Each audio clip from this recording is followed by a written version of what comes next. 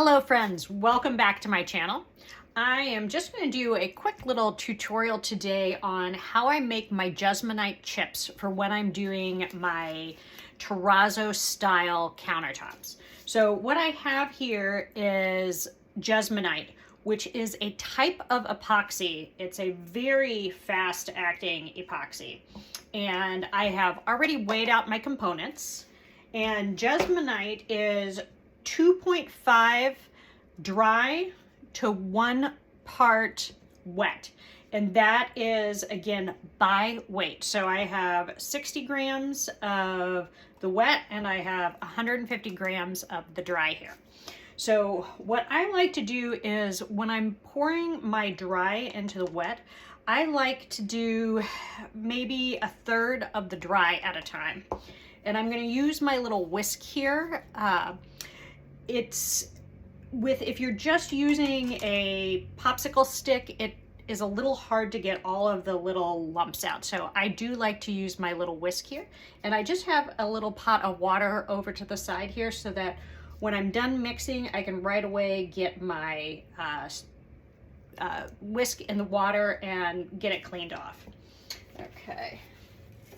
And then I'm gonna link all of the stuff that I'm using here today. I have a silicone pad down here and I have a silicone pad over here that I'm going to drape over it on the top, and you'll see why I do that in a second. And the color I'm gonna start with for this first batch is amethyst, and I'm gonna use purple. So let me set those aside for a second. So I have shaken these really, really well, and I'm gonna give them another little shake before I start adding the dye, okay?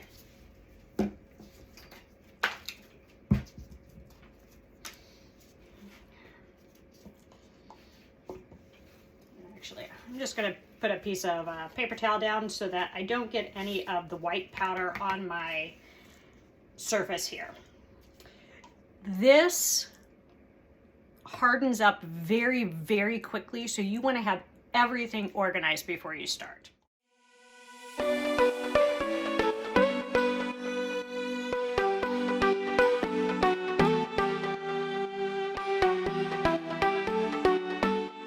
There we go.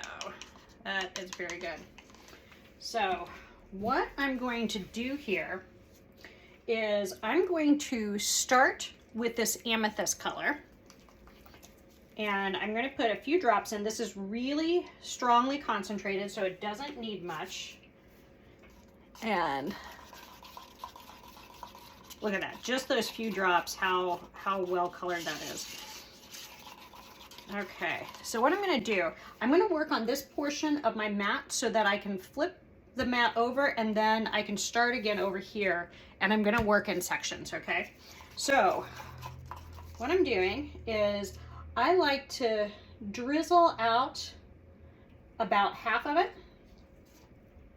And then I'm gonna come in with my second color.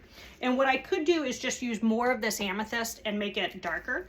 But I'm gonna use this purple color, which is more of a gray purple, and get another color here. Because I like my chips, my Jesmonite chips, to have a little bit of, I guess, color variation, so it looks a little more natural and fun. Okay, just scrape out the last little bit there. Okay, and I'm just going to take my popsicle stick and ever so lightly start to spread that out a little bit, and that's going to kind of feather those two colors together. Okay, get rid of that.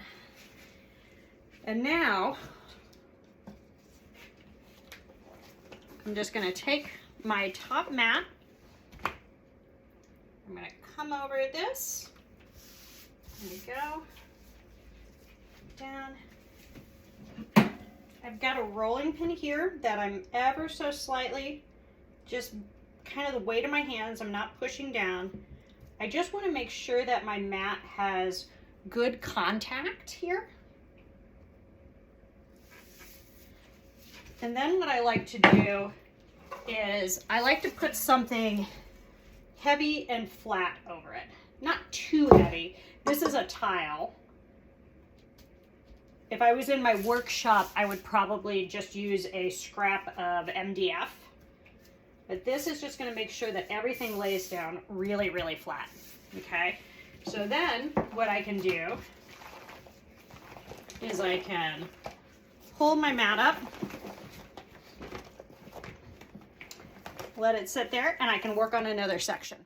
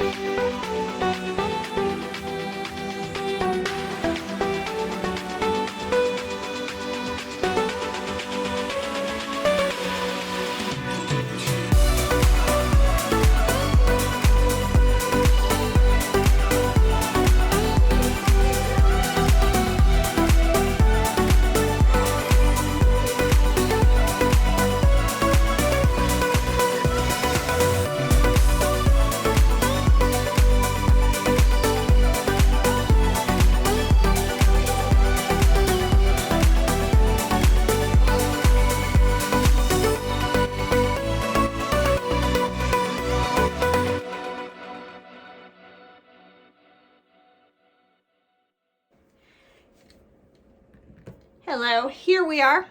So it's been about an hour since I put down my Jesmonite. So here's the reveal. This comes back really, really smoothly. You can see these are really lovely. Okay, so these will be fairly hard after about 20 minutes. But what I found is if you let them sit a little longer, an hour or 2 hours, then they become cured pretty hard. So I like to do that because then it makes it easier to do big chunks. And what I do is I just lift my mat up and I kind of push up. There we go. And you can see it'll come off in one nice big thing, but it's very, very thin, which is what you want for the terrazzo looking countertops. And what's nice is this breaks really easily into nice big chunks. If you want small flakes, you can kind of pull off small flakes. What I a lot of times do is I will pull these off in kind of big chunks, except for these little pieces that are kind of stuck along the sides. And I will save these until I'm ready to use them. And then as I am laying out my pieces, I can kind of break off whatever size I want. If I'm wanting big pieces, I can break off big pieces or little ones. But yeah, it gives you a lot of variety in what you can do here. And I don't know if you can see, doing the different striations really gives a lot more depth to your Jesmonite versus just one solid color. And I really like that sort of effect. So yeah, there you go. I'm probably gonna show you one more presentation and that'll be it. Okay, so you can see that I've put some chips down on my mat now. Gosh darn it, I'm having such a issue with that today. Make sure you take these rings off of your dye bottles. And this is a color called blueberry. Oop, got a little too much in there, but that's okay. This is another really pretty blue color that I like a lot. Ooh, it ended up a little darker than I wanted it, but that's okay. So I'm gonna do the same thing here. And this is a bigger batch that I've mixed up.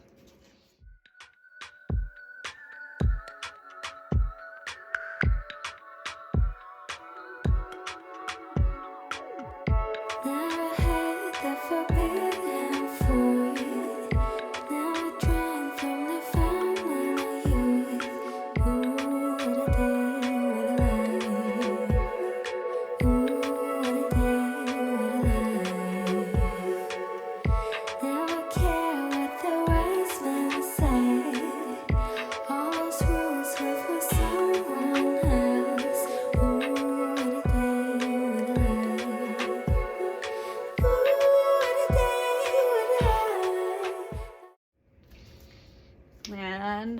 walk away.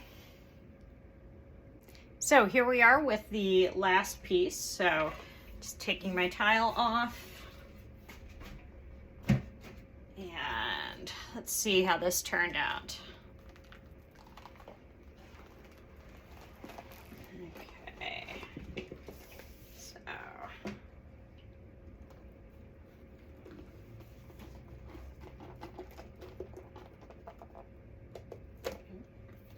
flip it over.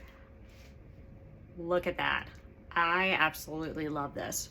So now when I break this into pieces, look at that. I have a lot of dimension in there. And it really looks like broken up pieces of clay when it goes into the work. I really love this effect. I hope you do too. And if you have any questions, please put it in the drop down below. I'm happy to answer anything I can. And if I can't, I will try to find out. So thank you for joining me and take care.